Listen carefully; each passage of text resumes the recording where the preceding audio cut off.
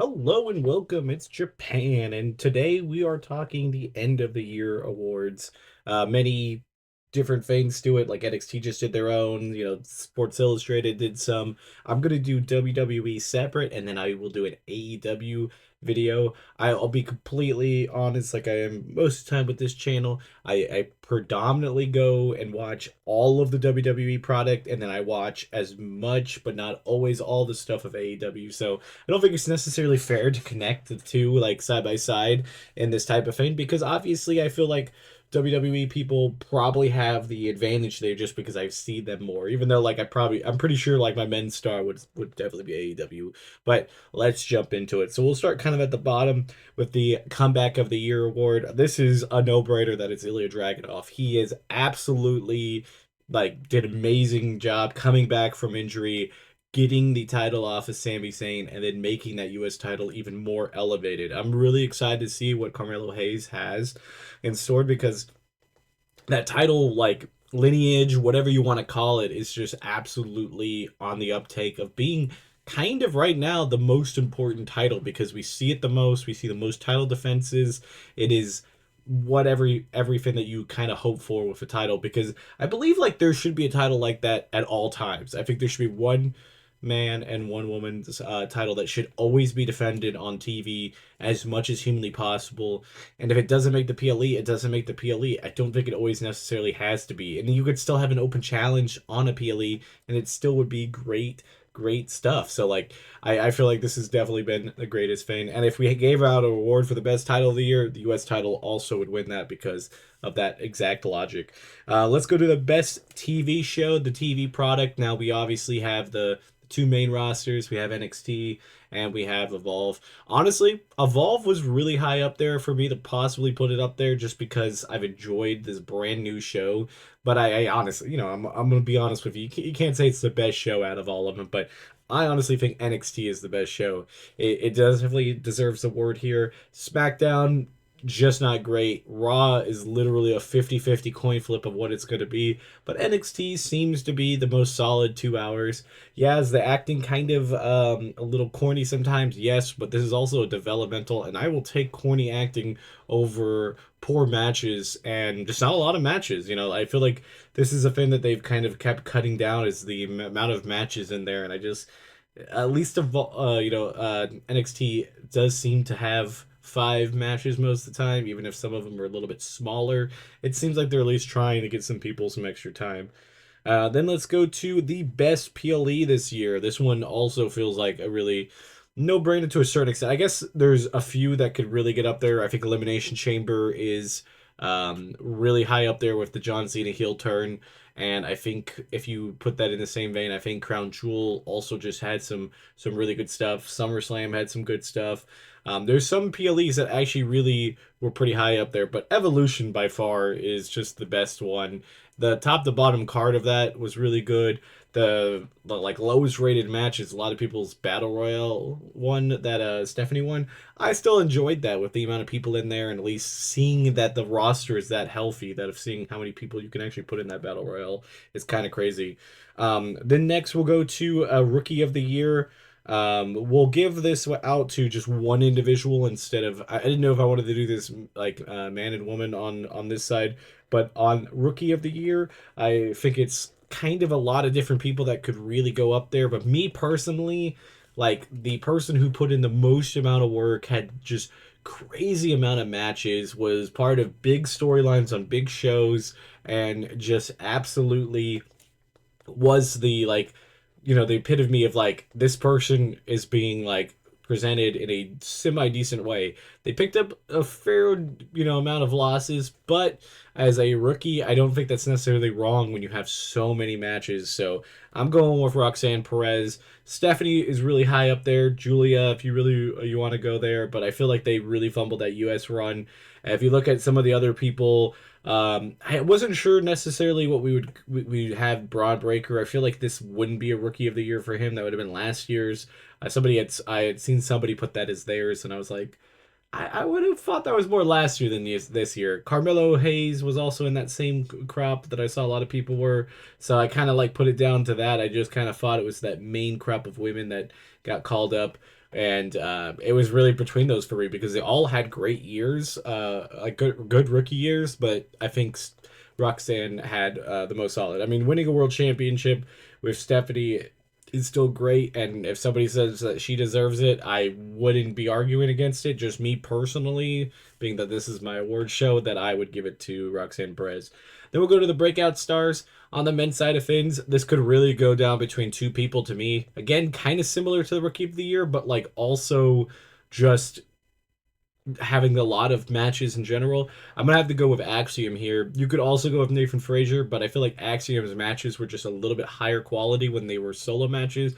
But from his match from Gunther to the tag team matches to his matches for the U.S. title during the Open Challenge, everything that Axiom's put out there has been high quality. I really can't think of a match that he or Nathan Frazier in like a singles or like a tag match of just like one tag team versus one tag team that they've been bad, and they were also part of that giant tables, ladders, and chairs match after WrestleMania that I thought was really good. And yeah, breakout star for Axiom for sure. Next up, I would also say Kendall Gray down as in NXT/Evolve. I mean, she's getting presented really strong. Unfortunately, if you're caught up to NXT, they kind of like had that injury angle or attack angle, so I have a feeling she might not necessarily get the title, which is okay. Depending on who attacks her, could really, depend on what it is. I know there's a couple different stories out there, but that's for a whole different video. Then let's get to the tag teams because we were vaguely talking about it. Men's and women's tag team of the year. I'd go with the men's side of things. Uh, AJ Styles and Dragon Lee. I really did like them as a tag team. It didn't last super long with the titles, but when you kind of look across the board, there was a lot of good teams that you could have picked. Fraxium would have been high up there. Um, I thought for overall, I think I just liked their combination style, and their tag run was pretty good. It was just way too small.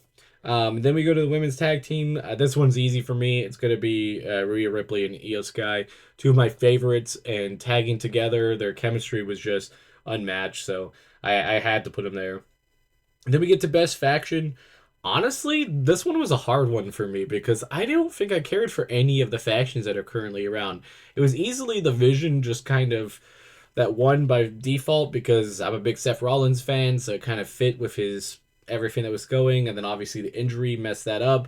But at least it's like kind of the main storyline that's on Raw and kind of the most consistent group right now. So I'm gonna have to go with that. There's not many options because you got the Wyatt Sick, which I haven't been a big fan of. You got the MFTs that seem to not get any footing. And other than that, there's just really not that much that you could say. I mean, maybe if you go down to NXT, you could say Dark State. But even then, they're presented kind of weak at times when they need to be just kind of a dominant force, especially being the tag team champions. But I guess that's kind of where I put it. Then we'll go to the moment of the year. I think John Cena turning heel is a great moment. Seth Rollins cashing in with the fake injury is also really high up there. There were some really good moments this year, and I feel like that definitely the heel turn just hits different because obviously we're never going to see it again. So it's the last time John Cena's done that, and pretty much the only time I've ever seen it like in a live active storyline. So I think that was kind of a cool thing. So I'm gonna have to put that as moment of the year. Match of the year, I would definitely go back to the women here with Belair, Sky, and Rhea Ripley at WrestleMania. I could also see the triple threat with Naomi, Sky, and Rhea also being up there. And if you want to do the Evolution match that had the cash in and all that, would also be pretty high up there. Those would be my top three when we come to WWE. There's really no like arguing. Like if somebody was like, it's this one instead of one of those other three, I would be like, yeah, I mean, I would agree. But I think I like the WrestleMania match the most because of the pacing and the story that went into it. And I think having Belair in there is kind of like that X factor because Rhea and Io, I think you can easily say that like that's a spark plug. That's an easy, great match that you don't actually have to think about like that. It's just gonna be great. So that's the issue with like if you put somebody else in it, it could make it worse or it could make it better if you really tried. But this one absolutely, I think, took it to the end. Then we got two more awards. We got the men's and women's superstars of the year. I on the men's side of things, honestly, I kind of had a couple different ideas. I thought, possibly CM Punk. He's had a solid year, obviously winning the title twice this year. He got cashed in by Seth Rollins, but he did technically win it twice. A lot of people could say Gunther because he retired, John Cena and Goldberg. Not a big fan of Gunther, so like me personally, I don't think I'd put him up there. Nothing against him; he's just playing his character and all that.